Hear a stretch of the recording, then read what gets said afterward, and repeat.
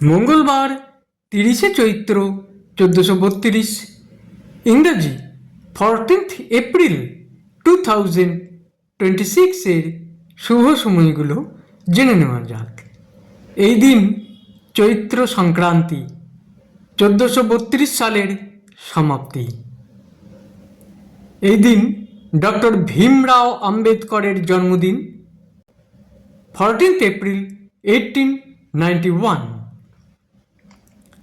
দিনের শুভ সময়গুলো হলো সকাল 8:31 থেকে 10:20, দুপুর 12:55 থেকে 1:09, দুপুর 3:25 থেকে 5টা, সন্ধ্যা 5:55 থেকে 6:37, রাত্রি 9টা থেকে 11:10, রাত্রি 1:35 থেকে 3টে।